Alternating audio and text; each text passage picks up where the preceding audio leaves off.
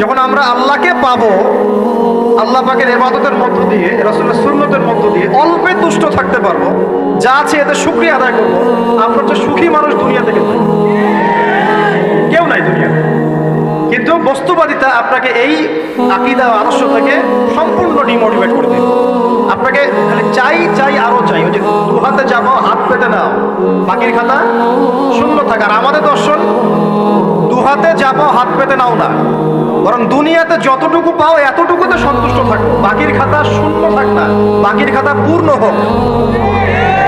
মানে পরকালটা বাকির খাতা না, পরকালের বাকির খাতাটা পূর্ণ হোক, প্রয়োজনে দুনিয়ার সব চলে যায় যাক। মাহফিল অ্যাপ, একজন মুসলিম হিসেবে মাহফিল অ্যাপ ব্যবহার করা আমাদের ইমানি দায়িত্ব। প্রয়োজনে দুনিয়ার সব যদি চলেও যায় যাক, তারপরে বাকির খাতা কি হোক? পূর্ণ হোক। এটাই আল্লাহ রাব্বুল আলামিন সূরা আ'লার মধ্যে বলছেন, বাল তুসিরুনাল হায়াতাদ দুনিয়া, তোমরা এই দুনিয়ার জীবনটাকেই প্রাধান্য দিয়ে থাকো। ওয়াল আখিরাতু খায়রুন ওয়া আবকা, কিন্তু আখিরাত হচ্ছে সবচেয়ে উত্তম এবং চিরস্থায়ী। প্রিয় ভাই এবং বোনেরা যারা আলোচনা শুনছেন, আজকে আমাদের প্রথম সবক হওয়া উচিত দুনিয়ার নেশায় আমরা না পড়ি। আল্লাহ পাক আমাদেরকে তৌফিক দান। এর মানে এই না আমরা দুনিয়ার প্রোগ্রেসে যাব না, অবশ্যই যাব, আমরা অবশ্যই যাব। পুরো ন্যাশন জাতিগতভাবেই আমাদেরকে এই ওয়ার্ল্ডের সমকক্ষ তো হতে হবে, হবে কি না? আমরা কি ওয়ার্ল্ডের সমকক্ষ হতে পেরেছি? আপনাদের কি মনে হয় যে মিলস, ইন্ডাস্ট্রিজ, ফ্যাক্টরিজ, সেতু, ফ্লাইওভার এইগুলো করলেই মনে হয় যে ওয়ার্ল্ডের সমকক্ষ হওয়া যায়? প্রত্যেক জনগণ ভিতর থেকে সুখী কিনা, তাদের অন্ন, বস্ত্র, চিকিৎসা, শিক্ষা, বাসস্থান, এই যে মৌলিক চাহিদা, বেকারত্ব ঘোচানো, তিন বেলা খাওয়া খেয়ে পরে বাঁচা, জীবনের অধিকার, জীবনের অধিকার, সিকিউরিটি, এই জিনিসগুলো আমাদের নিশ্চিত হচ্ছে কিনা, এটা হচ্ছে আপনার উন্নতির মানদণ্ড। উন্নতির মানদণ্ড কি? আমরা এখন যেখানে আছি না, 1776 সালে অ্যাডাম স্মিথ তার চেয়ে আগের জায়গায় ছিল। 1776 সালে অ্যাডাম স্মিথ একটা বই লিখেছেন, তার নাম হচ্ছে যে ওয়েলথ অফ নেশন, এই কিভাবে একটা রাষ্ট্রের ওয়েলথ ফাংশন করে।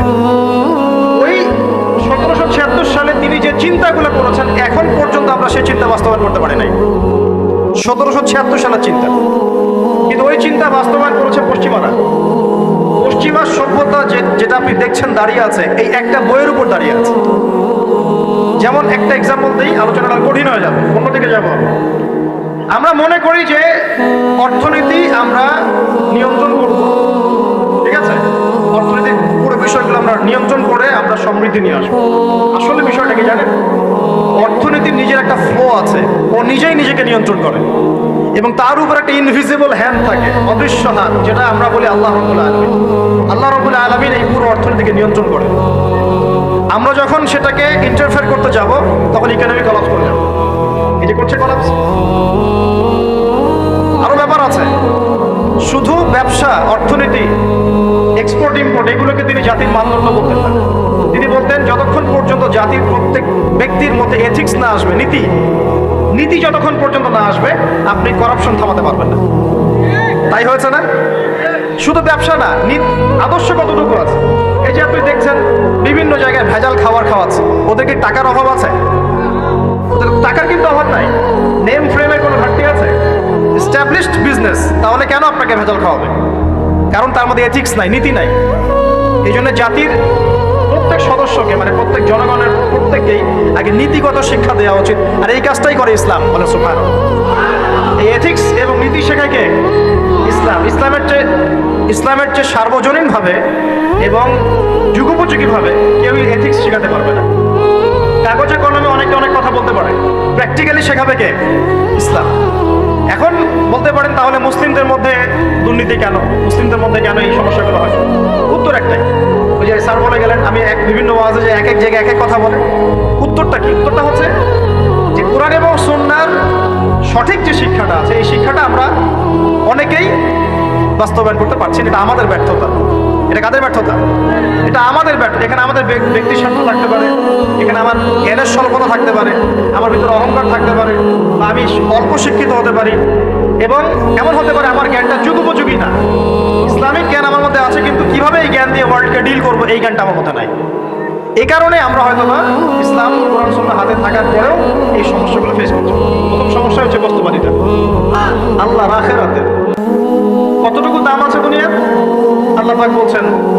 মাছির পাখার সমানও না।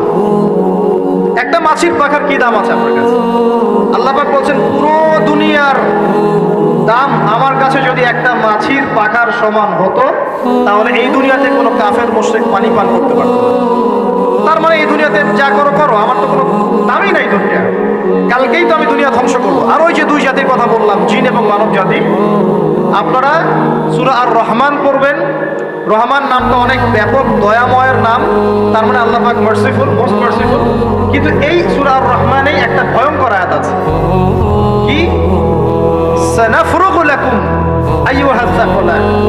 হে মানুষ এবং জিন, হে মানুষ এবং জিন, শীঘ্রই আমি তোমাদের দুইটা জাতিকে ডিল করার জন্য আরেক হচ্ছি, অপেক্ষা করতে থাকো। মানে আল্লাহ পাক কুল্লু ইয়াউমিন হুয়া ফি শাআন, মানে আল্লাহ পাক কি করেন, সব সময় তার কাজে ব্যস্ত আছেন। মহাবিশ্বের তো গ্রহ নক্ষত্র গ্যালাক্সির অভাব নাই, মাখলুকের কোনো অভাব নাই। আল্লাহ পাক প্রত্যেকটা মুহূর্তেই তার কাজে ব্যস্ত আছেন, তার কাজে শানে ব্যস্ত আছেন। কিন্তু এই ব্যস্ততা থেকে ফারেক হবেন কাদের জন্য?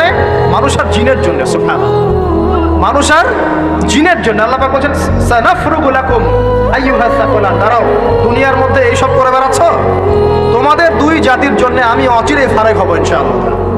ওইটাই হলো কিয়ামতের দিন। যদি ওই দিনটা আমরা মাথায় রেখে চলি, ইনশাআল্লাহ আমরা কেউ বস্তুবাদী হব না ইনশাআল্লাহ। আল্লাহ পাক আমাদের সবাইকে দুনিয়া মুসাফিরের মতো থাকার তৌফিক দান করুন।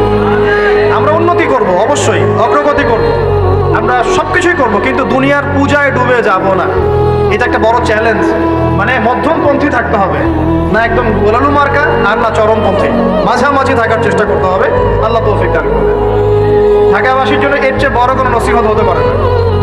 ঢাকা থেকে, ঢাকার মতো যত মানে সিটিজ, মেগা সিটিজ আছে সারা ওয়ার্ল্ডে, তাদের জন্য এটাই প্রথম নসিহত, বস্তুবাদিতা ত্যাগ করতে হবে, বস্তুবাদিতা। আল্লাহ পাক আমাদের সবাইকে বাকির খাতা পূর্ণ করার তৌফিক দান করুন। এখন একটা লক্ষ্য পেলাম, কি জন্য দুনিয়া এসেছি, আপনার ইবাদত করার। এখন অনেকে ভুল বুঝে প্রশ্ন করতে পারে, তাদের জ্ঞানের স্বল্পতা। আমি ওদেরকে দোষারোপ করবো না, কারণ আমাদের শিক্ষার সমস্যা আছে। আমরা তো সবার মাঝে ইসলামিক সার্বজনীন শিক্ষা দিতে পারছি না। এই কারণে অনেকে প্রশ্ন করতে পারে, তাহলে কি সারা জীবন আল্লাহ বিল্লাহি করতে হবে? আমি কি সারা জীবন তাসবিহ তাহলিল জিকির আজকার নামাজি পড়ে বেড়াবো তাহলে? এটা হলো তার ভুল বুঝ। এই আয়াত সম্পর্কে ভুল ব্যাখ্যা। সঠিক ব্যাখ্যাটা কি? সঠিক ব্যাখ্যা হচ্ছে সূরা হাশরের 7 নম্বর আয়াত। কত নম্বর? সূরা হাশর 7 নম্বর আয়াত। আল্লাহ পাক বলেন, ওয়ামা আতাকুমুর রাসূলু ফাখুযুহু। রাসূলুল্লাহ সাল্লাল্লাহু আলাইহি ওয়াসাল্লাম তোমাদেরকে যা যা দিয়েছেন সব নিয়ে নাও। ওয়ামা নাহাকুম আনহু ফান্তাহু। রাসূল যা থেকে বিরত থাকতে বলেছেন, সমস্ত বিষয় থেকে দূরে থাকো। এখন এই আয়াতটাকে সামনে রেখে কোরআন সুন্নাহকে যদি আমরা ঘাঁটি, আমরা দেখব রাসূলুল্লাহ সাল্লাল্লাহু আলাইহি ওয়াসাল্লাম পেশাব পায়খানা ইস্তেনজা করা থেকে শুরু করে রাষ্ট্র চালানো পর্যন্ত প্রতিটা কাজের হেদায়েত দিয়ে গেছেন আল্লাহ। এটা কেউ মানি বা না মানি, দিয়ে গেছেন, এটা বিশ্বাস করতে হবে। আমল করতে পারি বা না পারি, নবী দিয়ে গেছেন, বিশ্বাস করতে হবে।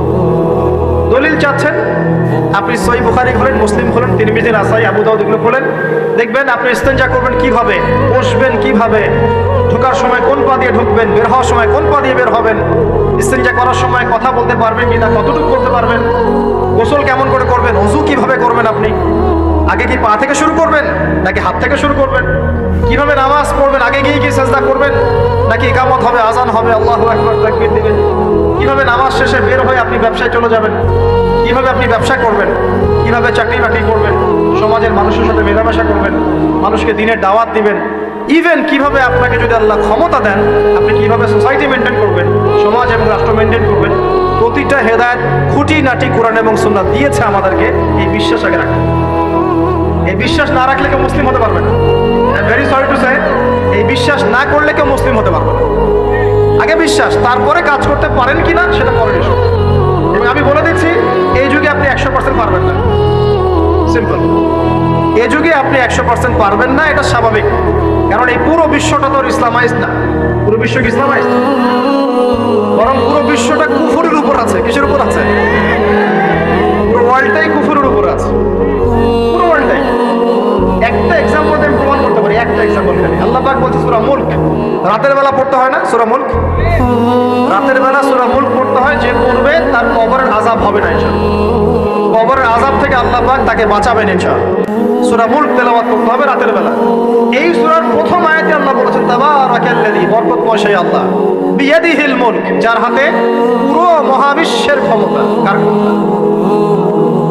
তাবারাকাল্লাযী বিয়াদিহিল মুলক, বরকতময় সেই আল্লাহ যার হাতে পুরো মহাবিশ্বের ক্ষমতা, সার্বভৌম। ক্ষমতার বাংলা কি বলতে পারি আমরা? এটাকে ইংরেজিতে আপনারা কি বলেন? আপনারা বলেন সভারেন্টি। কি বলেন? সভারেন্টি বিলংস টু আল্লাহ। এখানে সভারেন্টি বিলংস টু কি? আল্লাহ। কিন্তু এই পুরো বিশ্বের সার্বভৌমত্বের মালিক কি এখন আল্লাহর বাকি আছে? মানুষ নিজের হাতে নিয়ে নিয়েছে। কথা বুঝতে পারছেন? পুরো বিশ্বে আল্লাহর সার্বভৌমত্ব চলে এখন, মানুষের সার্বভৌমত্ব চলে এখন। পুরো ওয়ার্ল্ডটাই কুকুরের উপর আছে না? বিশ্বটাই কুকুরের উপর। এখন বাদ দেন, এই ওয়ার্ল্ডে আপনি 100% ইসলাম ডিল করতে পারবেন না, সিম্পল। কিন্তু আগে বিশ্বাস করেন যে একদম টয়লেট থেকে শুরু করে আসমান পর্যন্ত সবকিছুই হেদায়েত কোথায় আছে, কোরআন শুনে আছে কি নাই? এখন মানতে পারি না, সেটা আলাদা ইস্যু। কেউ বিশ্বাস করেছে, মানতে পারে না, আল্লাহ তাকে মাফ করে দিবে ইনশাআল্লাহ। বিশ্বাস করেছি, মানতে পারিনি, আল্লাহ মানে বিশ্বাস করেছি, আমল করতে পারি নাই, হে আল্লাহ আমল করতে গিয়েছি, প্রতিবন্ধকতা পেয়েছি, সমাজ এমন ছিল না, বিশ্ব এমন ছিল না, আমি পারি নাই, আল্লাহ মাফ করে দাও। ইনশাআল্লাহ আল্লাহ মাফ করে দিবেন ইনশাআল্লাহ। আল্লাহ পাক বলেছেন কারো আমল নামায় যদি শিরকের পাপ না থাকে, যে কোনো গুনাহ আল্লাহ যাকে ইচ্ছা মাফ করে দিবেন। আমল নামায় খালি শিরকের পাপ রাখা যাবে না, যে কোনো গুনাহ আল্লাহ যাকে ইচ্ছা মাফ করতে পারেন। বুঝাচ্ছি, মনে করেন একটা জেনা করেছেন, আল্লাহ মাফ করুন। ওই জেনাকার ব্যক্তি যদি বিনা তওবাতেও মারা যায়, তওবা করে নাই, বিনা তওবাতেও মারা যায়, কাল কিয়ামতের মাঠে আল্লাহ পাক তাকেও মাফ করতে পারেন। আল্লাহু আকবার। কিন্তু একজন ব্যক্তি শিরক করেছে, তওবা না করে মারা গেছে, আল্লাহ তাকে মাফ করবেন। এখন শিরকের পাপ ছাড়া যে কোনো পাপ আল্লাহ মাফ করবেন ইনশাআল্লাহ। সো আগে আকীদা পোষণ করি যে হ্যাঁ, কোরআন সুন্নাহয় সবকিছুর সমাধান আছে আল্লাহ। এখন আমি আমল করতে গিয়ে হয়তো পারছি না, এখন আমার বিশ্বাস চলমান বিশ্বের সাথে সাংঘর্ষিক হচ্ছে, এবং এই বিশ্বাসকে কমিয়ে দেওয়ার জন্য কি করা হচ্ছে? এই বস্তুবাদিতার মতো আদর্শগুলো আপনার সামনে তোলা হচ্ছে। এখানে উত্তরটা কি? এখানে উত্তরটা হচ্ছে, দেখুন, ইবাদত মানে শুধুমাত্র নামাজ, রোজা, হজ, যাকাত নয়। ইবাদত মানে শুধুমাত্র নামাজ, রোজা, হজ, যাকাত নয়, বরং আমার জীবনের প্রতিটা সেক্টরই ইবাদত বলে কাউন্ট হবে যদি আমি সেই কাজটাকে নবীর সুন্নাত অনুযায়ী করতে পারি। আমার কথা কি বুঝতে পারছেন? এই হলো ব্যাখ্যা, ওয়া মা খালাকতুল জিন্না ওয়াল ইনসা ইল্লা লিয়াবুদুন। আমি জিন আর মানুষকে শুধু আমার ইবাদত করার জন্যই সৃষ্টি করেছি। আপনার ইস্তেনজা করাটা ইবাদত। সুবহানাল্লাহ। আমার ইস্তেনজা করা কার প্রয়োজন? আমার না, ইসলামের না আল্লাহ পাকের? ইস্তেনজা কার জন্য করি? আমার প্রয়োজন। আমাকে এখন ইস্তেনজা করতে হবে, কষ্ট দিচ্ছে আমাকে। খাবার খাবেন, কার জন্য খাচ্ছেন? আমার জন্য নয় কি? আমার জন্যে। আপনি ব্যবসা করছেন, কার জন্যে? আমার জন্যে, আমার স্ত্রী সন্তান, আমার পরিবারের জন্য। আপনি সমাজ চালাচ্ছেন কার জন্য? আপনার জনগণের জন্য। এখানে স্বার্থ কার? মানুষের না আল্লাহ। আমার স্বার্থ, আমার স্বার্থে আমি এই সব কাজগুলো করব, নবীর সুন্নাহ অনুযায়ী করব, তাহলে দুনিয়াবি কাজগুলোতেও আল্লাহ পাক নেকি দিয়ে দিবেন। কেমন দুনিয়াবি কাজ? স্ত্রী সহবাস করা, স্ত্রীর সাথে ভালোবাসা, প্রণয় বিনিময় করা। আপনি স্ত্রীর দিকে তাকিয়েছেন, নেকি হয়েছে। স্ত্রীর হাতটা ধরেছেন, নেকি হয়েছে। স্ত্রীকে আদর করেছেন, নেকি হয়েছে। তার মুখের মধ্যে ভাত তুলে দিয়েছেন, নেকি হয়েছে। আপনার ছেলেকে আদর করে কোলে নিয়েছেন, নেকি হয়েছে। মা ছেলেকে দুধ পান করাচ্ছে, নেকি হচ্ছে। আপনি ভাইকে 5টা টাকা দিয়ে সহযোগিতা করলেন, নেকি হচ্ছে। একজন এসে বসতে পারছে না, জায়গা ছেড়ে দিলেন, নেকি হচ্ছে। ইভেন রাস্তায় হাঁটছেন, এক মুসলিম ভাইয়ের সাথে সাক্ষাৎ হলো, সালাম দিলেন, মুচকি হাসি দিলেন, নেকি হয়ে গেল। তাহলে আমরা কিভাবে বলতে পারি যে ইসলাম কি শুধু নামাজ, রোজা, হজ, যাকাতকেই স্বীকৃতি দেয়, এগুলো করতেই দুনিয়াতে আসছি, নাকি সব কাজই ইবাদত? আমার আলোচনা কি কঠিন হয়ে যাচ্ছে? আমাদের জীবনের প্রতিটা কাজই ইবাদত, যদি সেটা রাসূল সাল্লাল্লাহু আলাইহি ওয়াসাল্লামের সুন্নাহ মতো করা হয়। 3টা জিনিস খেয়াল রাখতে হবে। কয়টা জিনিস ভাই? এক, সেই ইবাদত হতে হবে আল্লাহর সন্তুষ্টির জন্য। এই যে আমি স্ত্রীর মুখে ভাত তুলে দিচ্ছি, তার কাছ থেকে কিছু পাওয়ার আশায় নয়, আমি দিচ্ছি আল্লাহর সন্তুষ্টির জন্য। আমি যে একজন মুসলিম ভাইকে হাসি মুখে সাক্ষাৎ করলাম, ও আমাকে ভালো বলবে, পরে আমাকে হেল্প করবে, এমন এই জন্য নয়, আল্লাহ পাক সন্তুষ্ট হবেন তাই। আমি নামাজে দাঁড়িয়েছি, লোকে আমাকে ভালো বলবে এই জন্য দাঁড়াই নাই। দাঁড়িয়েছি কেন? যাতে আল্লাহ আমাকে কালকে আমাদের মাঠে বাঁচান। আমি দাড়ি ছেড়ে দিয়েছি কেন? মানুষ আমাকে হুজুর বলবে তাই, এই জন্য। বরং আল্লাহ রসুলের সুন্নত জীবিত করেছি, ইনশাআল্লাহ আমি 50 জন শহীদ সাহাবীর নেকি পাবো ইনশাআল্লাহ। কেন আমি টাকুর নিচে কাপড় পরছি না? কারণ কি মানুষ আমাকে বলবে নতুন ফ্যাশন? না, আমি এই কারণে পড়ছি যাতে রাসূল সাল্লাল্লাহু আলাইহি ওয়াসাল্লাম কালকে আমাদের মাঠে এই সুন্নাহর উপর আমল করার জন্য আমার পক্ষে সুপারিশ করেন। আমার ইবাদত, আমার পর্দা, আমার পরিবার, আমার ব্যবসা, আমার অর্থনীতি, আমার পলিটিক্স সবকিছু আল্লাহর জন্য করব। এই একটা হলো মূলনীতি ইবাদত কবুল হওয়ার। 1 2 সেই আমল